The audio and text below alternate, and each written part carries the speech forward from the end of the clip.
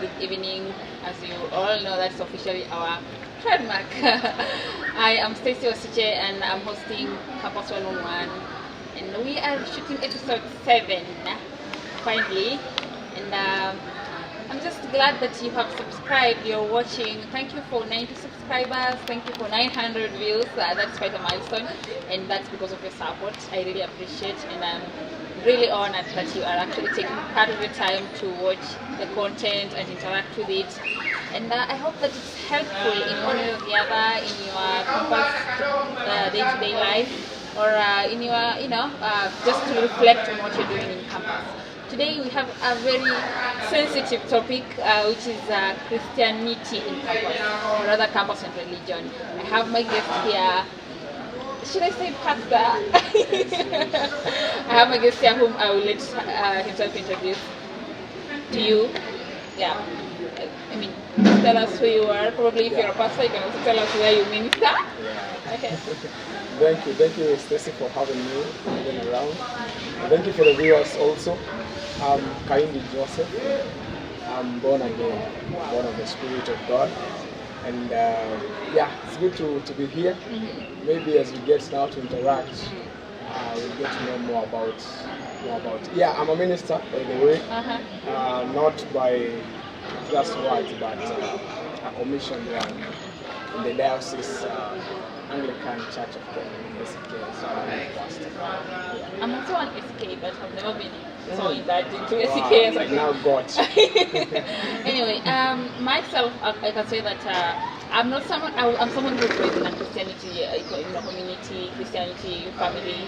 But when along the way something happened, and I was like, no, God does not exist. But later on, I came to find myself, and I'm still identifying myself with God.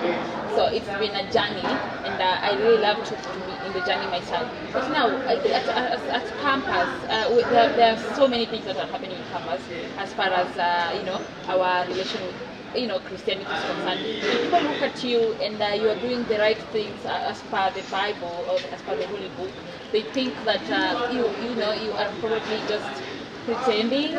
There's a sort of some pretense that is judged. You are prejudiced as someone who does not want to explore the world in its real. But to be honest, what I've learned so far is that our life is spiritually determined, and God has control over everything. So I don't know, you as a person, how did you get into Christianity itself? Like, did you just wake up in the morning and you say you want to be a Christian, or is it a family? Before I answer you that, I want us to read from the same page. And let's not talk about Christianity as a religion. Let's not talk about it as a religion or as a spiritual entity. But I want us to understand it as a lifestyle. I'm not a Christian because that's my religion. It started when some people observed some disciples back then in Antioch, and they were behaving like Christ, they were talking like Christ. So like everything that they did was just Christ-like. That's why they call them Christians, because they are like Christ. So it's not a religion, it's only that according to nowadays, people are fond of, they want these leadership roles, so it's been now like a religion, but let's now operate it from the point of it being a lifestyle. So that is who I am. I cannot hide. When I'm in class, I cannot hide who I am. When I'm walking in the streets, in a matatu, wherever I am, it's just my normal default setting. So as for me, I was born in a Christian family, and although the way I got raised at first, it's like I was, we call them a deaf, because mom could give me even offering to go to church, and instead I would opt to go catch a movie, hook up around with friends, and that was me. As much as mom showed me the way that I was supposed to go to church, that was the norm in the days. But back then, I had my own things. Maybe I was not yet into the light of Christ. He says that I am the light. He's the light. So that was me. And all of a sudden, one day, after it was not after long. It was back in 2013. I just done did my done my I was it's my KCP. So after that, we got into a conference. It was a youth conference, and there's a lot of story that I've just left behind. Maybe it needs, I don't know, several days to explain, because there's a lot that was happening in that. But I was not so much into matters of church. But like Saul, God just decided to arrest me one day, and I am who I am today because of that. Well, I don't want this to turn into a sort of like theological class, because that will go in much deeper into details. But I'd love you to explain to me, as far as campus is concerned. I'm sure that you have had quite some time to interact with your fellow students. I'd love you to just give me a quick or a brief description. How do you think about a religious campus and how people interact with it? You say yourself it's a lifestyle. Do you think it's something that you have a Christian campus, or people are trying to run away from it? Just to pick up from where you just dropped, it is a reality that everybody ignores. To be honest, there's a void in everyone's heart that no one else can fill. And even being here in campus, there's the norm that if you ask someone who has never gone to campus, how is campus like, they will tell you, oh, I don't want to go to campus because I hear their girls dress how they want. I hear immorality is the thing of the day. I hear people are into drugs. So even some parents are afraid of having their kids go to university, because that is the notion that that's like the description of the campus life. But I believe everything happens for a reason. Every season comes for a reason. And the reason as to why light can shine is because of the presence of darkness. So there's no better way for us who are born again to manifest the power of God, unless us being in such kind of an environment whereby everybody is doing their own things according to their desires, not in accordance to what God wants of them. And let me tell you, I'm just shocked, because even if we conduct a survey here in campus, 99% of everybody who is in this campus knows about God. In one way or the other, I was talking to a friend of mine, telling them, in one way or the other, everybody who has ever gone to school system, they have read about the Christian religion, the CRI. So even without a pastor preaching to you, they all know the truth. They know Christ. They know what's expected of them. Yeah. Well, when we talk about people understanding God, most of the time we get to view each other's pleasure, at a personal level. I get to see my friends' status. I get to see even people on social media platforms talking about how it's been good, and we love to see that. We love to see the way people boast about their successful stories and including God in it. Because at the end of the day, there's a supreme being up there that we tend to believe in, that is doing something, something great for all of us. What do you think about the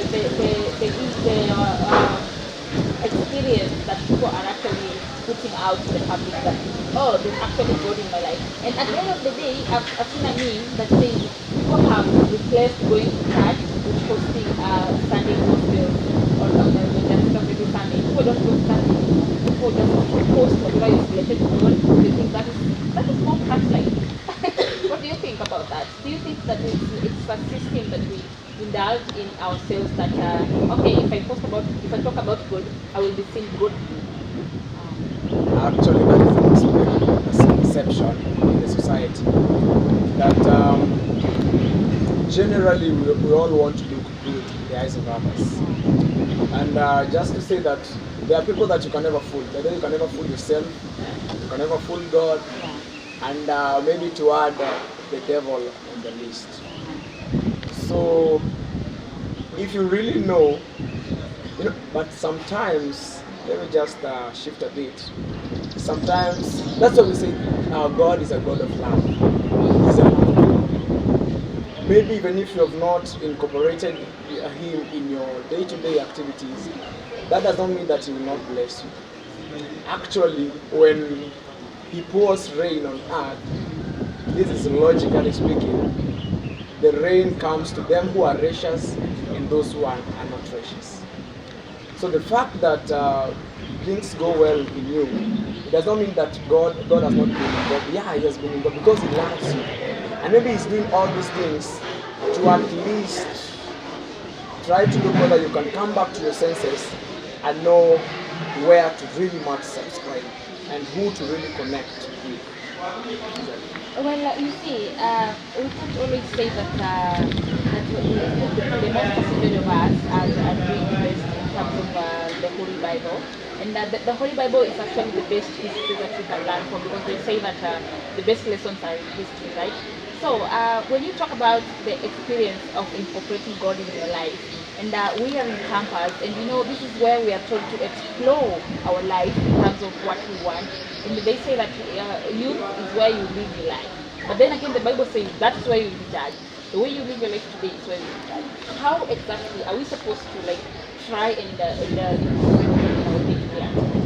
Do as a minister or Yeah. Let me just refer back to that Bible.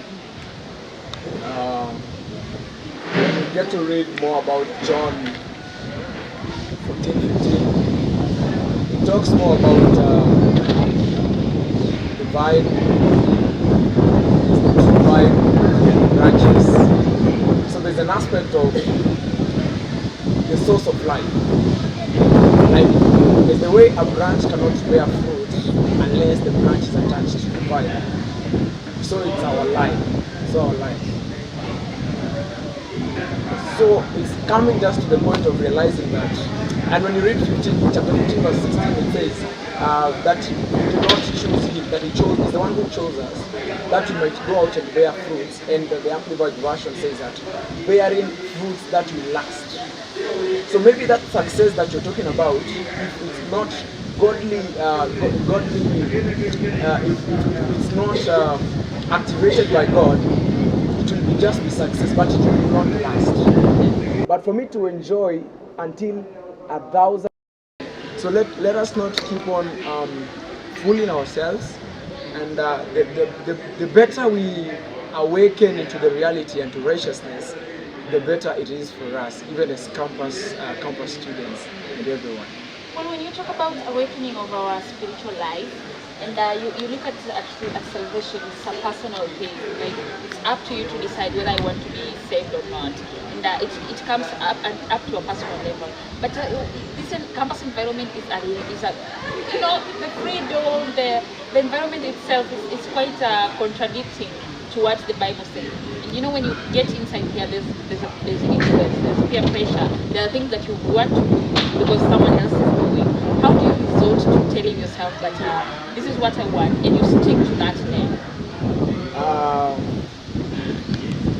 It's all about making determined or deliberate decisions. Standing on your gap, principles, and the reality of who you are. I don't just conform to any environment because of situations or what. If I come to class and people are talking about something which does not get in line with my principles, I will not try to fit into that scenario, that situation. There's a story when you get to read in the book of Daniel, chapter 1, as the king had decreed that people to worship, I don't know, those idols and all that. But the Bible says, and Daniel resolved not to defile himself with the king's rich food. So it was a decision that after realizing, actually that's the thing. The thing is, we have not yet realized our identity, who we are, our position in God. When he says that I'm a son of God, I should walk in the revelation of that fact that I am a son of God. So if I know who I am, then no situation of this world that will try to make me conform to it. I will know what I want and I will go for exactly what I want. Talking about situations that you want to go through, when you look at yourself as a person, because you are entitled to different ways in this life. And the Bible they say that the greatest gift that God has ever given a human being is the fact that they can choose what they want. And God does not force himself into you. And at the end of the day, there are consequences to your choices. But as human beings, we fall short of glory. We fall short of grace sometimes. And we do things that are not, that are not related to what the God would want us to do. How really, as a person, do you know that this is the way I want my life? This is what I want to live up to, the expectations that I want to live up to? Yeah. Okay. When you talk about choices and how you know whether that's the right thing for you to do, I believe the way the human system is or has been structured is a thing that we call your conscience. So for example, if you decide to take bang, there's always an overlap of some voices speaking within yourself or within your system. That there's a voice that will tell you like, this, it's not the right thing to do.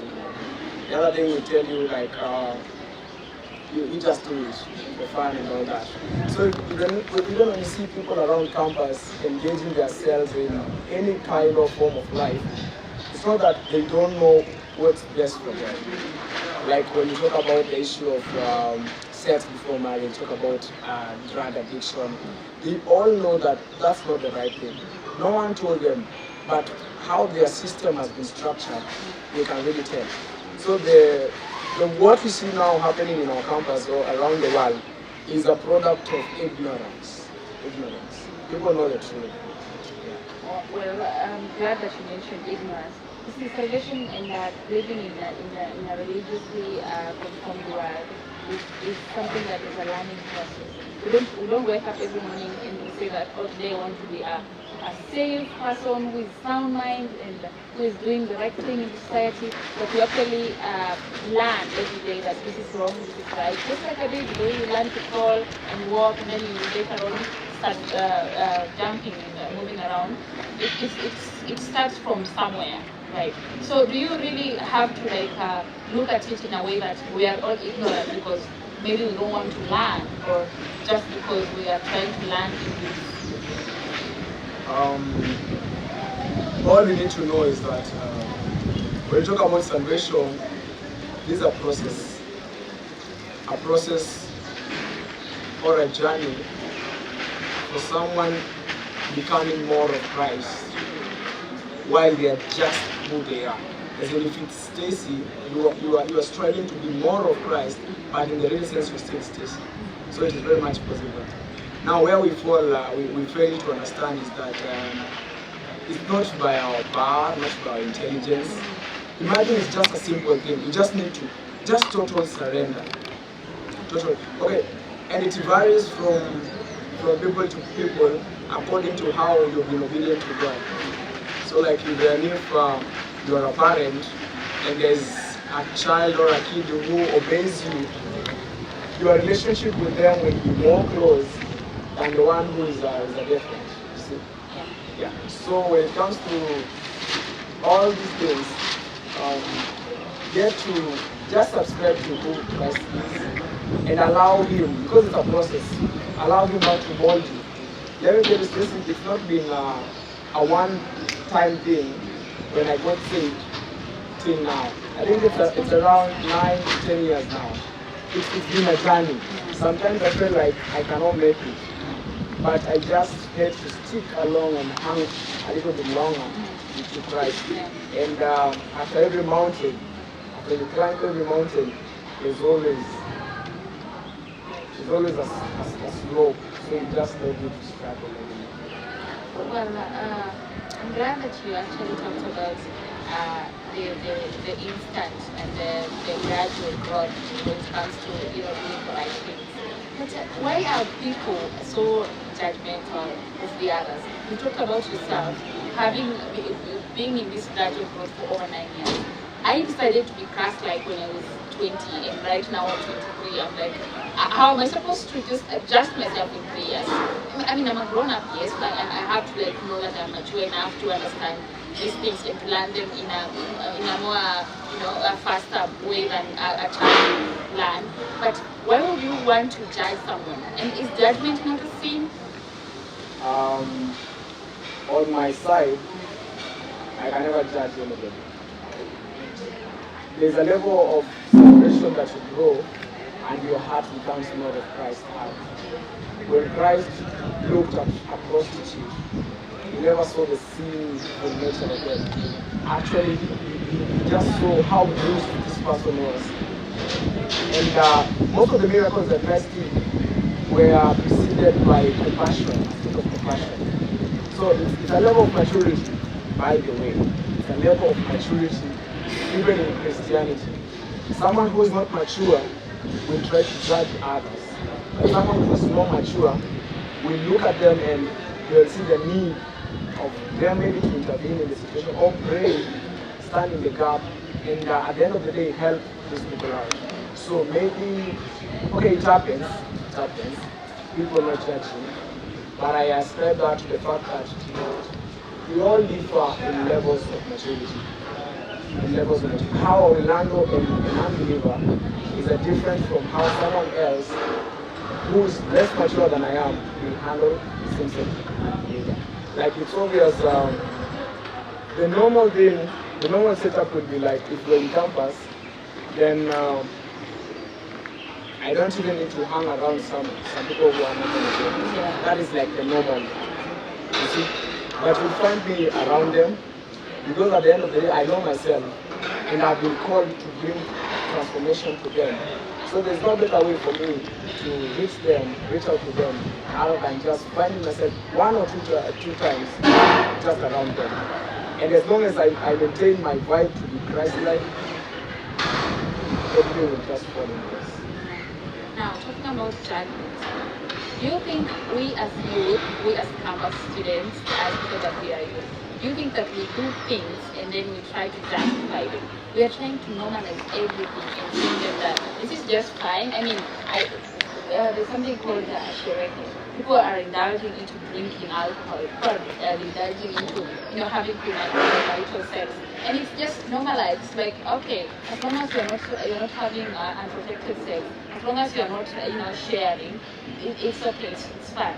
But in real sense, the gospel says that protected sex is not something good. It's committing adultery, and we're supposed to understand it as mature people, as people who wants to be Christ-like. We're supposed to understand it. Do you think that in this generation, in this stage that we are in, we are trying to justify every sin that we are doing?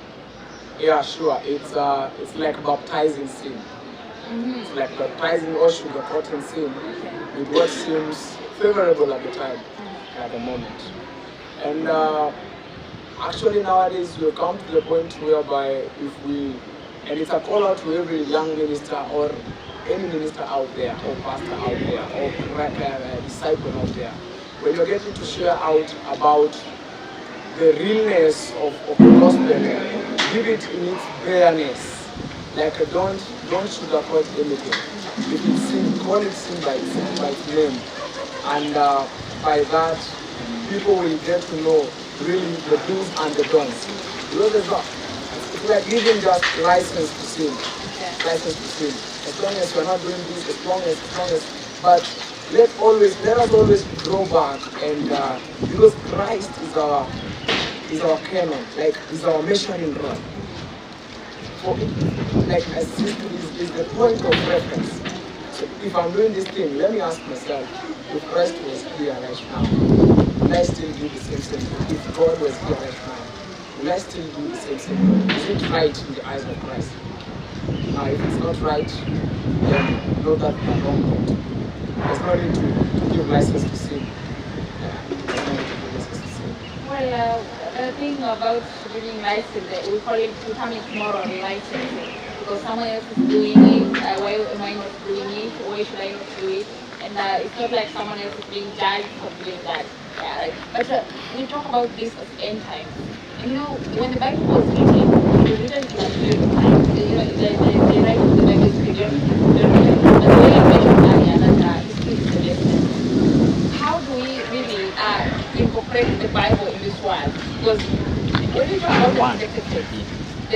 there's also the way you can have sex without without feeling like it's a sin. Though it's a sin, yes, I'm not saying that having sex at this age without having been married is not a sin. It's a sin. But in this world that we live in, this generation that we live in, how do we really try to live in Christ-like way and still look at the world in its reality? Because we cannot say that we are going to sit in this world and say, when I was 17, I didn't know anything to do with relationships. But there are kids that are 14 right now, today, and they know what relationships are. They have had sex already. And it's so annoying and it's so disappointing, and we don't expect to see that. But because of the generation that they live in, these things have happened. How do we really try to control these things? We know it's not in our control, it's not in our mighty or power, but what do we really have to do to make sure that we are not lost? Just to point out, one, our God is the same. The God who was there when the earth was being formed is the same God who is in this new age. The God who operated in times of Moses is the same God who is still operating. The ancient one, he never changes. He never changes. And so he can never lower his standards just to accommodate men. That's the thing that we need to know. And if we fail in this generation, if there lacks are people to stand up into the measure of God. God is not limited by time. He can wait and wipe this generation until 1,000 years, until another generation comes. That is now when he will start manifesting himself. And he will not be late. He still maintains to say that soon I am coming. 1,000 years can be soon today. So the thing is, he has not changed his standards.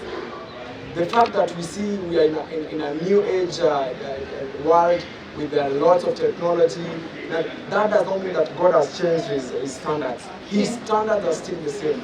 So there's no point of us trying to look for, God is not going to write, the Bible is not going to be written again. Actually, everything that was written, it was written to accommodate from the ancient world to future. Like when we talk about the Revelation, it's talking about things to come. So if it's talking about the end times, things to come, that means everything is captured within the Bible. Everything. So if we have the past, how the world was formed, and how the other will be, like how everything will be transformed, then we go to paradise and live in heaven. So that means in between Genesis and Revelation, we still have all the measures and standards that we need to follow and to keep. And not that you can never lower standards. You can never. Wow. Yeah. What a way to pass this conversation. I mean, my best point to point out from this conversation was God does not lower his standards. He cannot do that to accommodate you. And I'm so glad that I actually had this conversation with you. It brings so much light.